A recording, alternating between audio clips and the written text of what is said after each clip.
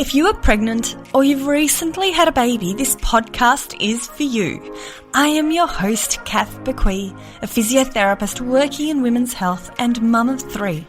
Join me each week as we dive into all things pregnancy care, childbirth and postnatal recovery, helping you have a wonderful pregnancy and afterbirth experience. And don't forget to hit subscribe so you don't miss any episodes. Hi everyone, welcome back to the FitNest Mama podcast. Today I have a special guest as this is the first chat on this podcast with an everyday mama. So I was initially going to call these a birth story, but the more I thought about it, I just knew this wasn't the right name. These episodes where I interview everyday mamas who have just given birth will not focus fully on the childbirth aspect.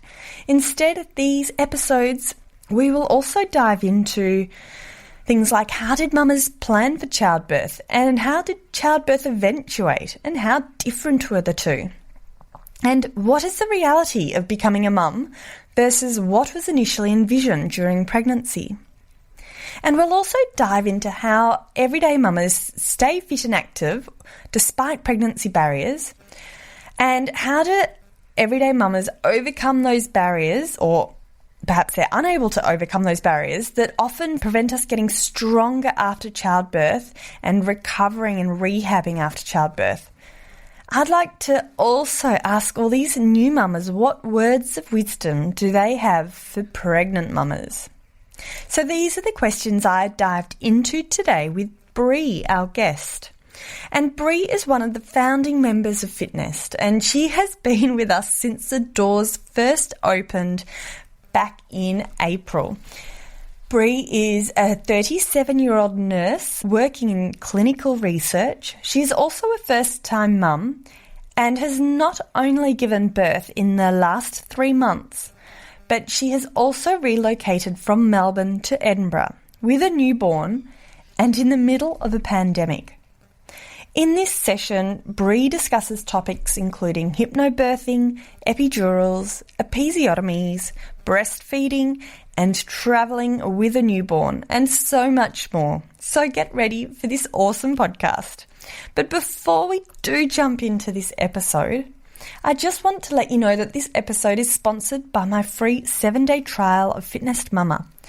In this 7-day trial, you'll be able to try one of our weekly live Pilates classes, do as many on-demand classes as you'd like, binge listen to guest expert speakers discussing topics including hypnobirthing, induction, mindset, and more. And there are also heaps of Q&A sessions with myself on all sorts of topics such as abdominal muscle separation, pregnancy-related pelvic pain, caesarean scar massage, mastitis, and more. All you need to do is head to www.fitnessmama.com/free. Right, let's get into the show. So, thank you so much for joining me today, Brie. I know that there has been a bit of back and forth with finding a time to catch up because I believe you have just moved to Ireland with a newborn and in the middle of a pandemic. So I'm going to ask you about that. But first, could you please introduce yourself to everyone listening today? Yeah, hi, thanks, Kath, for having me on. It's really exciting. And yeah, we have just moved to Scotland, actually, but yeah, sorry, we'll go in. That's all right. We'll Scotland. Go into that in a second. So my name's Brie. I'm 37 years old. I'm a nurse, and I've just had a little baby girl called Edie. She's 3 months today, actually. So yeah, it's been a bit of a journey, and we've just added a little layer of complexity to it by moving to Scotland. So it's been very exciting times. Before we get into everything, how was it to not only relocate internationally, but with a newborn during a pandemic? Do you know what? I think I was really nervous about the flight, obviously, because we just wasn't sure whether there was going to be many people on it or not.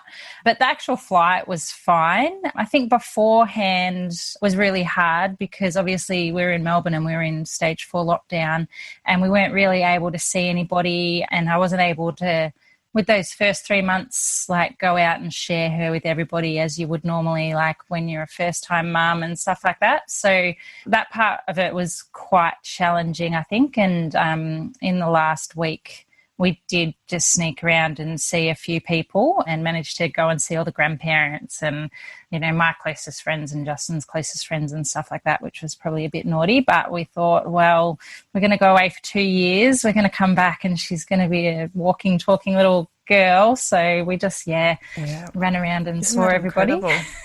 Yeah. And how did you find the whole packing up? Like, how did you pack up the house? So that was very hectic. But my sister was such a lifesaver. She came over and she helped pack and helped look after Edie and that sort of stuff. So with the lockdown restrictions, you're allowed to have someone come and help you move. So she was really just a lifesaver. She did so much for us, especially in that last week, just trying to get things done and everything. The Sunday we left was a crazy, hectic, stressful day.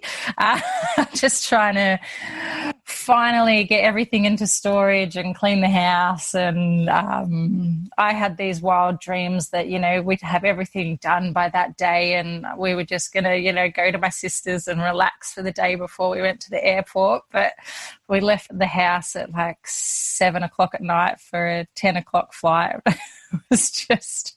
It was crazy. So it was actually quite nice to get to Scotland and have to be forced to do 14 days quarantine and just relax and not be able to do anything. But after a couple of days, I started to get a bit crazy now. Yep.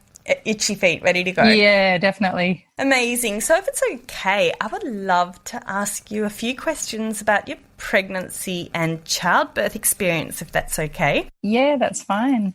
When did the journey begin for you becoming a mother? Probably August last year. I think Justin and I started trying to have a baby. Like we didn't really, not saying put much effort into it, but we were like, oh, let's just, you know, go off precautions and stuff and just see what happens. And we just didn't really have any sort of time frame about when we wanted to get pregnant or whatever. We just thought, well, let's start trying and see what happens. And we were really lucky that by October we got pregnant, which was a really lovely surprise for us because, we're both, I'm going to say older, but we're not really older. Like I'm 37, he's 44. So, in terms of pregnancy, we're, you know, at the older end of the scale. But, so we were really lucky that we just got pregnant naturally and it didn't take us too long. And, which was really exciting. Justin and I both really, really want to have kids. So, it was a really nice time. And, that was the start of our pregnancy journey. It was quite quick and quite easy for us. We were a bit surprised, I think. Oh, that's great. Yeah, which was nice. So you found out you're pregnant, and how did you then go about preparing for the next 9 months ahead of you? So, I don't know, I think the first couple of months we just sort of just cruised along. I didn't really do much sort of preparation or anything. Justin's dad's an obstetrician, so we decided we would go private and go with his business partner as our obstetrician, which was great. So, we just started going to the appointments and went and had sort of like our 12-week scan and went and met our obstetrician and started to build a relationship with him and that sort of stuff. And then I think in about February or March, I started looking into doing a breastfeeding course because I really wanted to breastfeed. And I know a lot of my friends have struggled with breastfeeding, different reasons for all of them. And I just really wanted to be well prepared for breastfeeding. So March, I signed up to do a breastfeeding course called the Thompson Method, which I would highly recommend to everybody that wants to breastfeed. It was just amazing. And we've had a really lovely breastfeeding journey so far. And then I decided I wanted to try hypnobirthing and have sort of like a very low intervention birth as possible. So I signed up to do a hypnobirthing course, which I really enjoyed as well.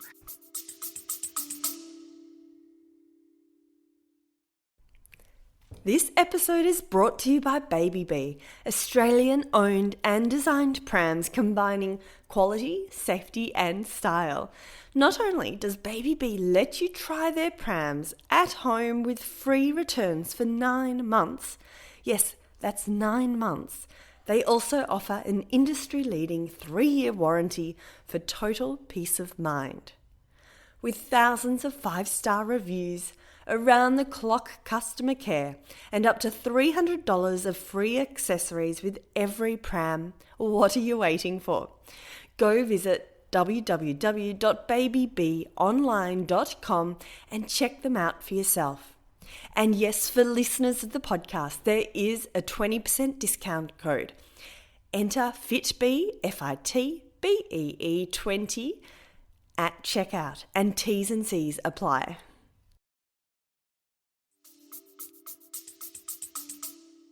The Thompson method, just for anyone listening, I will put links in the show notes for anything that Brie mentions today that might be of interest. How many weeks pregnant were you when you did both of those courses? 28-ish weeks. Just over midway through, I started doing those sorts of things. The hypnobirthing course I signed up to and started doing that course. And then, they ask you to do sort of lots of practices along the way, sort of like the daily affirmations and some meditations and all those sorts of things. So I started implementing those practices daily into my routine and had affirmation cards plastered all over the house and all that sort of stuff. Oh, wow. Did you find that was helpful? I did in the end, yeah. I just... It gave you something else to focus on during the labour and things, like to take your mind off labouring and stuff. You just had your affirmations and were listening to different music, and I just felt it just kept me calm and kept me centred, and I found value in it. Yeah, absolutely. And did you find it was helpful to have practiced it beforehand? Absolutely, yeah. I think you definitely need to practice. I probably could have practiced a little bit more. I think, the more you do it, the more it's sort of ingrained in your subconscious, so that, when you're doing the breathing techniques and stuff, you don't have to think about it as much. It sort of just comes naturally to you. Yeah, absolutely. And I've heard that from a lot of the calm birthing and hypnobirthing practitioners out there too, and midwives. So could you tell us a little bit about your childbirth experience and perhaps how this differed to, or did it differ to what you thought it would be like?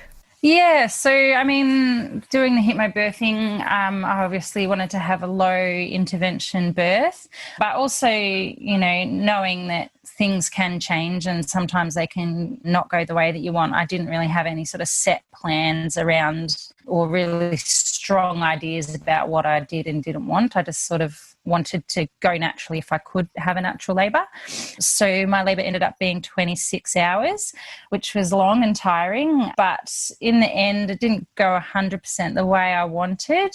I laboured at home from probably like 7 a.m. on the Thursday morning till 11 p.m. at night. And then we went into the hospital. And at first my labour was quite fine, just, some crampy period pain, like things, and that sort of went on most of the day, and they slowly just increased in intensity and time between contractions and things. Really started to get stronger sort of around 4 o'clock in the afternoon, I think. So I jumped in the bath, implemented the birthing ball, all of those hypnobirthing techniques, put on some aromatherapy, just tried to relax, had some dinner, all those sorts of things. And then around about 11 p.m. we went into the hospital, not so much for the pain or because I thought I was progressing, but I had really, really bad nausea that I couldn't control, and I was just shaking uncontrollably. I think I just had this reaction to the pain that a lot of women get. But yeah, I had really bad nausea. So we went to the hospital mainly just so that I could get some anti-nausea medications to see if I could calm that down a bit. By about 3 a.m. they did an internal exam and I was only 5 centimetres dilated, which I was like, oh God, this is going to go on forever. But so by that stage, like I'd been in the bath in the hospital, and the midwife that I had was just fabulous. She was so, understanding of the hypnobirthing and knew all about it and was happy just to leave us be, and came in periodically to check on us to see how we were going, all that sort of stuff. She was really amazing. So it was mostly just Justin and I in the room together. for a lot of the labour. Probably about 4 a.m, I sort of was really, really exhausted by that stage. It'd been going on for quite some time now. And I ended up getting an epidural, which is not what I wanted because, I just had this idea that I wanted to have like a non-intervention birth, but it was more none of the things that I'd taken for the nausea had worked. So I was just exhausted really, and I just wanted to stand up and walk around during the contractions, but I was just really getting too tired to do any of that. So I ended up having an epidural, which within like 10 minutes or so, like completely nausea-free, completely pain-free, but then restricted to bed, which kind of is not how I wanted to labour. But you just have to go with, at the time, I just couldn't go on labouring on my own. I was too tired and all that sort of stuff. So we did that. And then once I'd had the epidural, I was confined to the bed, but had to stay laying on my left side because every time I rolled onto my back, Edie's heart rate would drop. That was probably about 4 o'clock in the morning. So laboured for a few more hours. Justin had a little snooze in the chair because he thought I was nice and relaxed now. So he was comfortable. I got an hour's sleep or something. Did you get any rest? No, I didn't, unfortunately. I tried. I really tried. But with sort of every couple of contractions, because I had the CTG monitoring on, Edie's heart rate kept dropping. So I was just constantly listening to the monitor just throughout the contractions and things. And so I didn't get a lot of rest. Like I wasn't doing anything. I was just laying in the bed. The obstetrician came in at like 6:30 in the morning, and at that stage I was only 7 or 8 centimetres dilated, and my waters hadn't broken. So they broke my waters at that point to try and progress the labour on a little bit further. And then once it started to become a bit more regular, at that point my contractions were really a bit all over the shop.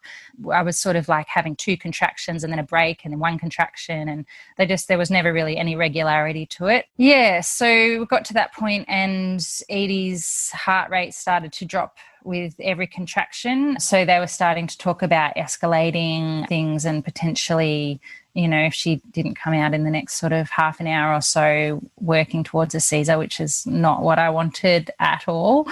But I ended up being ready to push by about 8 o'clock, and it was a very, very intense 15 minutes of really intense pushing.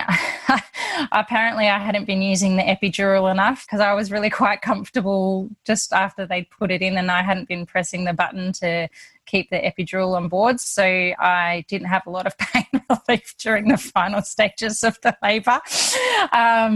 Whoops. They were like, how come you haven't been using your epidural? And I was like, I didn't need it. I felt fine. I was very sensitive to it. But so I had to push very intently for 15 minutes, just constant pushing, and her heart rate was really de-escalating a lot during that time, and they were talking about using the forceps and things, but I had to have an episiotomy. But after 15 minutes she came out. We hadn't found out what she was, so it was just a really lovely surprise to find out that she was a little girl. Yeah, that's the story. And how did you find your recovery in those early couple of days after giving birth? Well, we were really lucky because we went private. So we were in the hospital for 5 nights, which I would, if you can afford it, I would 100% recommend to anybody, because it was just a really nice time to, as a first-time mum, I guess, just to be in the hospital and just to be relaxing. Justin could stay with me the night. So I was a bit sore because obviously I had the episiotomy, but I think I was okay. We were exhausted. We got to the ward about midday on Friday, and Justin and I just slept for a few hours. But luckily so did Edie, so it wasn't an issue. We all just breastfed her for the first, for a few hours before we went to the ward. And then when we got to the ward, we all just passed out and had a massive sleep, which was lovely. But yeah, the recovery was good. Like, we just obviously stayed in bed most of the time, and you just do the normal things. You ice packs, take regular Panadol and things like that. And yeah. And were you allowed visitors at that stage of the COVID pandemic? Yeah, no visitors allowed in the hospital, but because Justin's dad works in the hospital, he was a godsend and brought us in coffee every morning, so we didn't have to drink the hospital coffee. So that was lovely. The morning ward rounds. Popped in on his ward round. Yeah, so that was really nice. We were really lucky. That's lovely.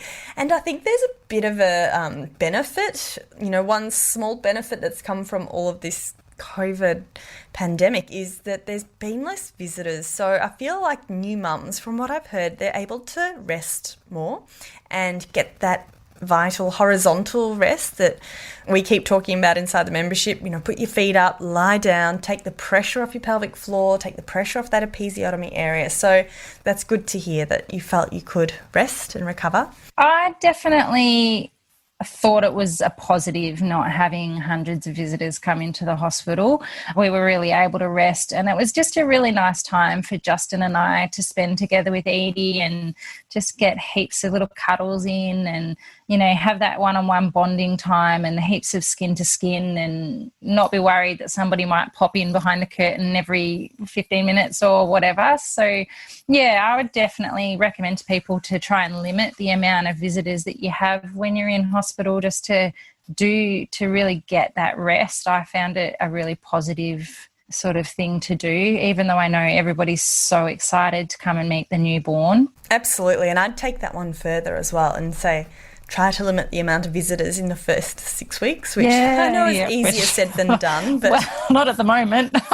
Well, that's right. So, yeah, we got home the day before we went back into stage 3 lockdown. So we had very limited visitors. I think Justin's mum and my mum came and visited, and Justin's sister and my sister, and that's about it. Then we had no visitors for however long we've been in stage 4 lockdown for. Thank goodness for all the video calls that we can do. Yeah, absolutely. Thank you for sharing all that. So let's go on to a bit of a different topic now. So, Brie, you were one of the founding first members of FitNest Mama, and I know you did an incredible job staying fit and active despite having a few issues during your pregnancy. Could you tell us a bit about that? I've always been sort of fit and active, so I wanted to keep that up during my pregnancy. So for the first, 15 weeks or something, I did KX Pilates, so I kept going to KX 3 or 4 times a week, which was really great. I think it was really helped with your core and everything like that. I think after 15 weeks, they don't let you attend the KX classes just because you're pregnant, and just it's an extra risk, I think. So after that, I just went back, well, not back, but I just continued doing like running and just walking and my general sort of exercise at home. I signed up and did some like online Pilates classes as well before I came across FitNest Mama. So yeah, I think I was still running up until about 24 or 25 weeks, and then I started getting some problems with my hip, and it was just getting a bit too much, having the belly jiggle around so much when you were running. It just becomes a bit harder than what you can do. So yeah, I just really tried to get out every day and exercise, go for a walk, and then when I came across the FitNest Mama program, I started doing the classes that you've got online, which were great. But yeah, like towards the end of my pregnancy, I really was having a lot of problems with my hip, and I really had to reduce the amount of exercise that I was doing, and I was kind of limited to just going for sort of like a half an hour slow walk a day, just because I was in so much pain. I think just because of lockdown and things, because I was working in an intensive care unit at the time, and we just weren't really sure what was going on with COVID, and it wasn't possible for me to work from home. So I was at home from 29 weeks. I just took extended leave. It was easy for me to be able to do exercise and keep that up and not be too tired because I wasn't having to go to work. I know probably if I was still working that I probably wouldn't have been able to do as much exercise and keep as fit, because I probably would have been a lot more tired than what I was.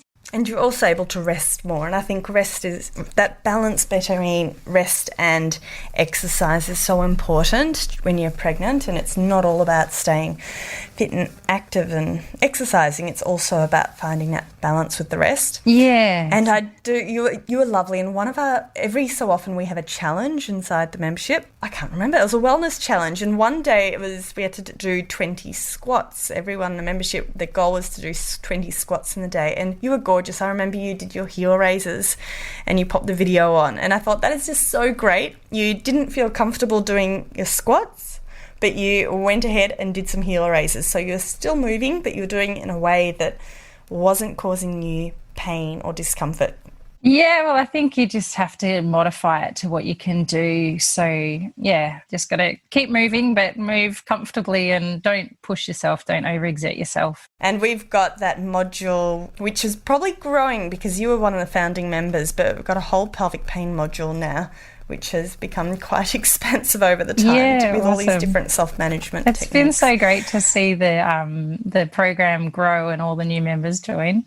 Oh, it's a lot of fun. So in terms of what you've learnt now, and you're a new mum, you're 12 weeks into it all, or 3 months into it all, what words of wisdom would you pass on to pregnant mums out there? During my labour, one of the things that happened is we had a shift change right at like 7 a.m. on the Friday just before I went into really active labour and, just when it started heating up. The night nurse that I'd had that was so fabulous went home and we got this new nurse, and I was only with her for an hour and a half or so, and then we had Edie. I think one of the things that I didn't do with her was reiterate what my wishes were for my birth and things like that.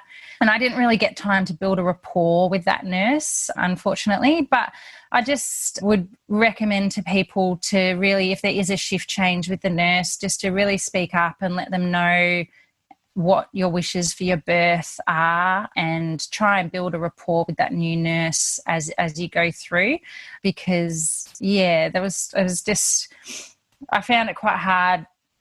And that last hour, it was getting really, really stressful, and we were with a nurse that I didn't really know, I hadn't really spoken to, and there were some things that happened that didn't really go to what my ideal plan was. And I think that if I just had spoken up a little bit more, things might have been slightly different. But at that stage, you were also exhausted and you'd been doing this all night long. And for anyone listening, there's an episode I've done with Rebecca McQueen, and I'll put the link in the show notes. But we talk all about what the role of the birth partner, what they can do.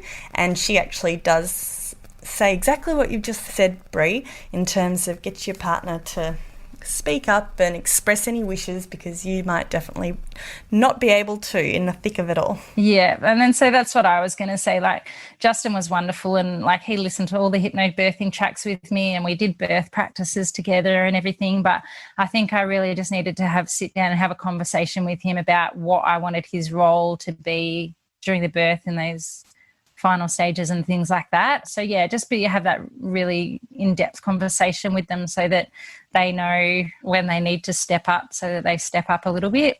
But he was 26 hours into the labour too, and he was pretty exhausted himself. So, and hindsight's a lovely thing, and it happened, and you've got a beautiful little bubba, and at the end of the day, it doesn't really matter. It does, how it occurs. It's just, you're all healthy. And that's the thing. Like, we've got a gorgeous little girl now, and other life advice for new mums, I think just let your partners be as involved as possible. I know in the first couple of weeks when Edie was having her witching hour, I just used to give her to Justin and go to bed and put the earplugs in so that I could get some sleep before doing the nighttime shift. And I think just, letting them do things the way they want to do things. It doesn't really matter that they're not doing it the way that you're doing it, as long as, your baby's being looked after and she's happy and safe, or he. Let's just let them do it the way they want to do it. I find love myself, that advice. yeah, trying sometimes like needing to stop myself like from telling Justin how to look after her. I'm like, no, he can do it. He's doing a great job. I think every single person will. Maybe it's just you and me, but I think everyone could resonate with that. Yeah, yeah. And I think, if things, like when he's trying to settle her or something, if something is not working or something, I'll just let him go and then talk to him about it later, or try and say, oh, this is what I do, maybe try that next time or something. But I remember it is tough sometimes, because maybe less now, but I remember my husband, he'd try so hard, but he'd also been at work, for long hours during the week, and you develop little patterns with your baby. So it is very important though to try to step back. So I love that little nugget of gold of wisdom you've just passed on, so thank you. Justin said to me once, because, Edie was really unsettled and he was trying to settle her and she just wouldn't settle, so I ended up taking her and she settled straight away, and he got really, not offended, but really disheartened a bit, because he's like, why does she like you so much? And I just had to remind him that we've had 9 months of bonding together. Like,